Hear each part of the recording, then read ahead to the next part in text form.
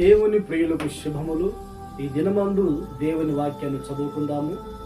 దినవృత్తాంతముల 2వ గ్రంథము 20వ అధ్యాయము 18వ వాక్య భాగాన్ని మనం చదువుకున్నప్పుడు, యూదా వారును యెరూషలేము కాపురస్తులను యెహోవా సన్నిధిని సాగిలపడి నమస్కరించిరి. ప్రియ దేవుని బిడ్డలారా, యూదా వారి మీద యెహోషాపాతు రాజుగా ఉండినప్పుడు, దేవునికి దూరమే బ్రతుకుతూ ఉన్నప్పుడు, ఆ ప్రజలందరిని కూడా మరలా దేవుని వైపు త్రిప్పుతూ దేశమును బాగు చేసుకుంటూ ఉండగా, మోయాబీయులు, అమ్మోనీయులు, మేయోనీయులు అను వారు యుద్ధానికి వస్తారు. ఆ సమయమందు యెహోషాపాతు రాజు ఏమి చేయాలో అర్థం కాని పరిస్థితుల్లో దేశంలో ప్రజలందరినీ కూడా సమకూర్చి ఉపవాసం ఉండి ప్రార్థించాలని ఆలోచన చేసి ఉన్నాడు. దేవుని సన్నిధిలో మొరపెడుతూ ఉన్నాడు, మీకన్నా మాకు దిక్కెవరు లేరు నాయనా, మీరే ఆదుకోనండి, మీరే సహాయము చేయండి అని ప్రార్థించినప్పుడు, దేవుడు యూదా ప్రజల గురించి యెహోషాపాతు రాజును ఉద్దేశించి మాట్లాడుతూ ఉన్నాడు. మీరు మీ మీదకి యుద్ధానికి వచ్చిన వారిని గురించి మీరు భయపడవద్దు, జడియవద్దు, నేను మీకు తోడుగా ఉన్నాను, ఈ యుద్ధము మీరు కాదు నేనే చేయబోతున్నాను అని ప్రభు వారితో మాట్లాడినప్పుడు, ఆ సందర్భంలో యూదా వారును యెహోషాపాతు రాజును యెహోవా సన్నిధిలో నమస్కారం చేసినట్లుగా మనం చదివి ఉన్నాము. ఆ తర్వాత దేవుడు శత్రువుల మీద జయమును అనుగ్రహించి నెమ్మదిగా ప్రశాంతంగా జీవించినట్లుగా ప్రభు చేసి ఉన్నారు.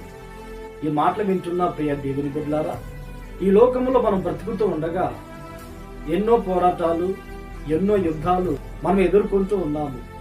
ఒక ప్రక్కన మనుషులతో పోరాటాలు, మరొక ప్రక్కన ఆత్మ సంబంధంగా పోరాటం, మరొక విధముగా కుటుంబాన్ని నడిపించుకునే విషయంలో పోరాటాలు. ఈ పోరాటాల మధ్యలో మనం కొనసాగుతూ ఉండగా వాటిలో మనం జయము పొంది నిమ్మలముగా నెమ్మదిగా బ్రతకాలి అంటే మనము దేవుని సన్నిధికి వెళ్ళాలి. దేవుని మందిరానికి వెళ్ళి ఆయన పాదాలు పట్టుకొని, నీవే మాకు దిక్కు, మాకు సహాయం చేయమని ఆయన సన్నిధిలో ప్రార్థించినప్పుడు ఆయన మనతో మాట్లాడతాడు, మనల్ని ధైర్యపరుస్తాడు. అంతేకాకుండా పోరాటాల మీద జయం పొందడానికి దేవుడు కృపనిస్తాడు. దేవుడు మనకు తోడుగా ఉండి ఆయనే పోరాటాలతో యుద్ధము చేసి మన పక్షాన ఆయన ఉండి మనకు జయాన్ని అనుగ్రహిస్తాడు. మనం నిమ్మలముగా నెమ్మదిగా ప్రశాంతంగా జీవించినట్లుగా ప్రభు సహాయం చేస్తాడు. పోరాటాల్లో జయం మనకు కావాలి అంటే మనము దేవుని సన్నిధిలో నమస్కరించే వారంగా ఉండాలి, దేవుని సన్నిధిలో ప్రార్థించే వారంగా ఉండాలి. ఈ మాటలు వింటున్న నీవు దేవుని మందిరానికి వెళ్తున్నావా?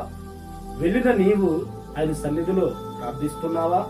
నిజముగా మొరపెట్టు వారికి ఆయన సమీపంగా ఉండే దేవుడు కదా. నీ ఆత్మీయ జీవితంలోను, కుటుంబ జీవితంలో నీకు కలుగుతున్న పోరాటాల్లో నీవు జయము పొందినట్లుగా దేవుని సన్నిధిలో నువ్వు ప్రార్థిస్తున్నావా? ఉపవాసం ఉంటున్నావా? ఆయనకు మొరపెడుతున్నావా? ఈ రీతిగా నీవు చేయగలిగితే నీ జీవితంలో నీవు గొప్ప జయాన్ని పొందబోతున్నావు. నెమ్మదిగా బ్రతుకున్నట్లుగా దేవుడు నీకు సహాయం చేయునుగాక. ప్రార్థన. ఆశ్చర్యకరుడా, మహోన్నతుడా, మా భౌతిక జీవితంలోను ఆత్మీయ జీవితంలో కలుగుతున్న పోరాటాలలో మేము జయం పొందినట్లుగా మీ సన్నిధిలో ప్రార్థించి నమస్కరించి మొరపెట్టే వారముగా ఉండే కృప మాకు అనుగ్రహించండి. ఈ మాటలు విని ప్రార్థనలో ఏకీభవించిన ప్రతి వారును కూడా ఆ రీతిగా నడిపించబడి మీ ద్వారా దేవుని పొందుకోవడానికి సహాయం అనుగ్రహించమని యేసు నామములో ప్రార్థించి అడిగి పొంది ఉన్నాము తండ్రి. ఆమేన్, ఆమేన్. దేవుడు మిమ్మును ఆశీర్వదించునుగాక.